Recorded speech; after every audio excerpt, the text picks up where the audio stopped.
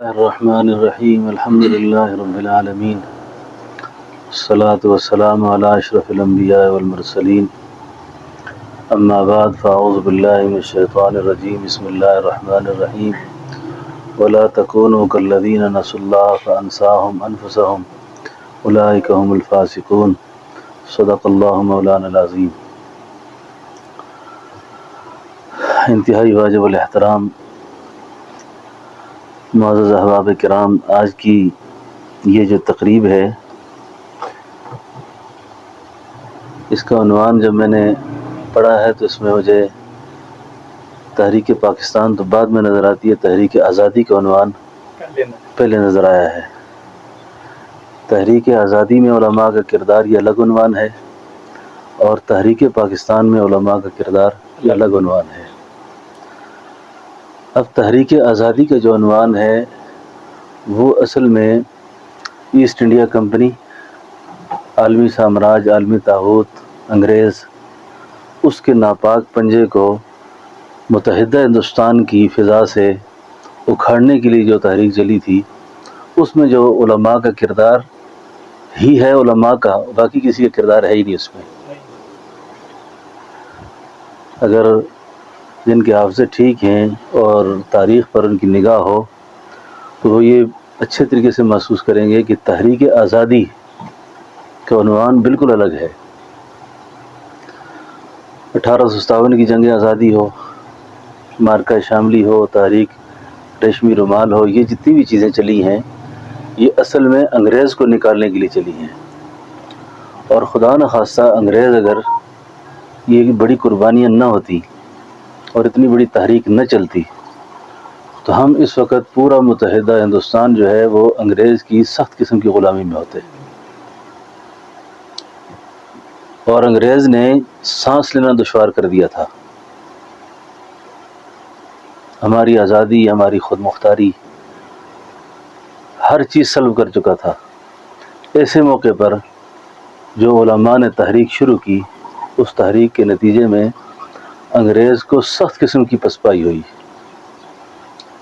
اور وہ یہاں سے بھاگنے پہ مجبور ہوا، لیکن اس کے پس منظر کے اندر جو قربانیاں ہیں یا اس کے پس منظر میں جو اہل ایمان کی جو داستانیں ہیں، صعوبتیں ہیں، قید و بند ہے، جیلیں ہیں، ہتھکڑیاں ہیں، مار کٹائی ہے، اس کو سننے کے لیے، پڑھنے کے لیے ایک بڑا دل چاہیے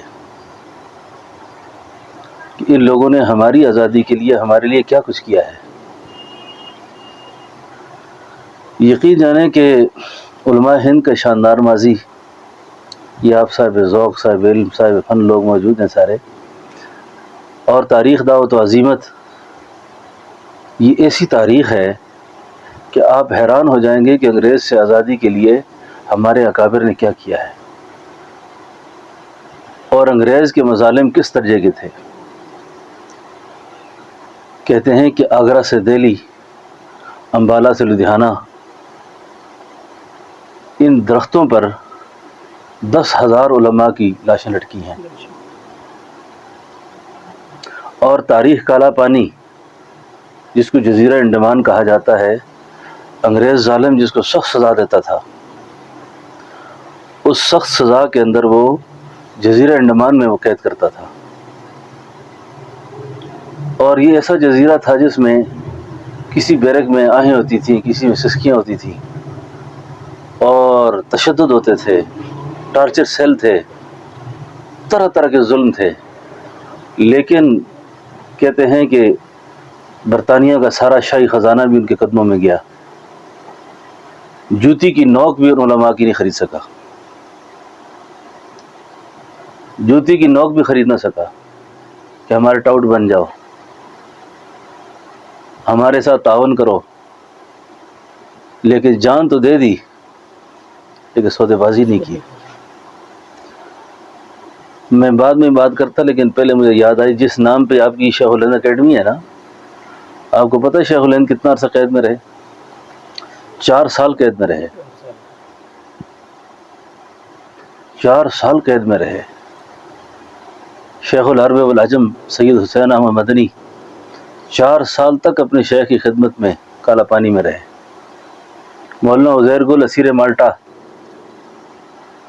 اس سے پہلے کی جو داستان ہے، اس سے پہلے کی جو قربانیاں ہیں، تحریک آزادی کی بات ہو رہی ہے ابھی. تحریک پاکستان تو بالکل الگ عنوان ہے. اب تحریک آزادی میں میرے سامنے علماء ہند کی شاندار ماضی کے اندر ایک واقعہ ہے مولانا فضل حق خیر آبادی کا. یہ مولانا فضل حق خیر آبادی، مولانا فضل حق رامپوری، یہ دیوبند اور بریلی یہ جو دو بڑی علمی درسگاہیں گزری ہیں نا، ان کے درمیان یہ ایک تیسرا ادارہ تھا. اس کو مدرسہ عالیہ رامپور کہتے تھے. اور یہ جو مدرسہ عالیہ رامپور تھا، اس رامپوری یہ بھی ایک الگ علمی سلسلہ ہے پورا. مولانا فضل حق خیر آبادی اس کے استاد رہے. آپ کی دلچسپی کے لیے بھی عرض کر دوں کہ میرے والد صاحب کا نام مولانا فضل حق، میرے یعنی والد صاحب کے چچا یہ ان کے استاد تھے، تو میرے والد صاحب کا نام انہوں نے اپنے استاد کے نام پہ رکھا تھا، مولانا فضل حق. جی، یعنی میرے والد صاحب کے چچا تھے شیخ التفسیر والحدیث مولانا یعقوب صاحب سیمنٹ کمپنی والے. تو یہ والد صاحب کے سکے چچا تھے.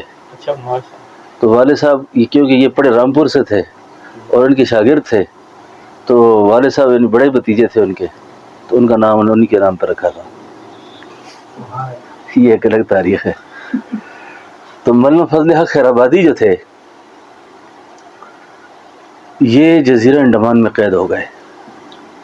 پتہ کتنا سال جیل کاٹی؟ 17 یا 18 سال. اور ان کا بیٹا، اس کا نام تھا محمد صادق.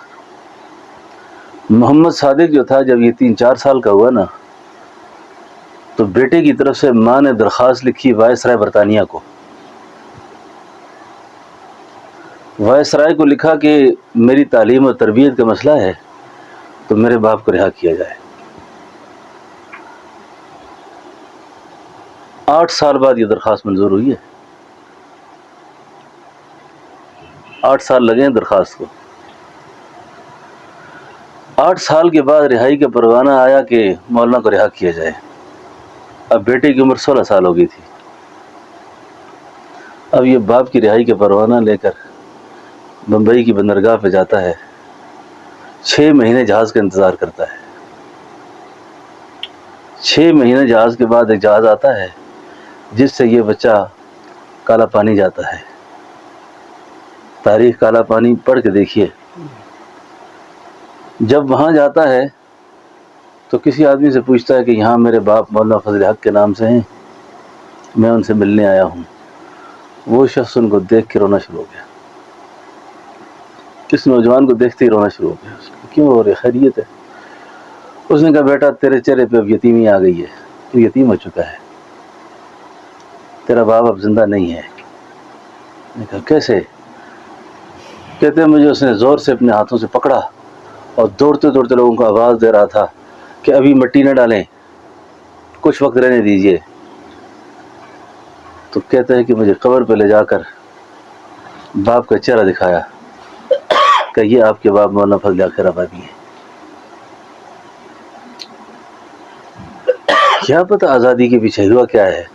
یہ تو باجے بجا کر اور کیا کہتے ہیں اس کو موسیقیاں لگا کر، اور آج کا نوجوان موٹر سائیکل ویل دوڑا کر اور اس کو آزادی سمجھتا ہے. یہ تو ان شہداء کی خون کے ساتھ بہت بڑی غداری ہے. یہ ہمیں پتہ ہی نہیں کہ اس آزادی کے پیچھے ہے کیا ہے. اور محسوس نہ کرنا، ایک بات عرض کر دوں، اس آزادی کی تحریک کو آپ اٹھا کے دیکھیں بغیر کسی تعصب اور تنگ نظری کے، آپ کو کسی مسٹر کا کردار نظر نہیں آئے گا اس میں. تحریک پاکستان میں لوگ شامل ہوئے ہیں لیکن تحریک آزادی میں شامل نہیں ہوئے. تحریک آزادی کو سیکولر بھی پڑھے گا تو یہی کہے گا کہ بھئی اس کو تو علماء نے کیا سارا. آپ کے علم میں ہونا چاہیے کہ کالا پانی کی اس وحشتناک جیلوں میں، اس ماحول میں سینکڑوں علماء، ہزاروں علماء پابند سلاسل تھے. کئی ایک کے جنازے وہاں سے اٹھے اور یہ شخصیت کا میں ذکر کر رہا ہوں مولانا فضل خیر آبادی کا. مولانا فضل خیر آبادی نے اتنا عرصہ جیل کاٹی ہے جس میں قرآن کریم کی تفسیر لکھی ہے، اور وہ تفسیر اب چھپی ہے زمانے کے بعد. تو اتنا عرصہ درس قرآن دیا وہاں پر جیل میں، جس ماحول میسر تھا ان کو. تو خیر یہ آزادی کے پیچھے بہت بڑی ایک دکھی قسم کی داستانیں ہیں.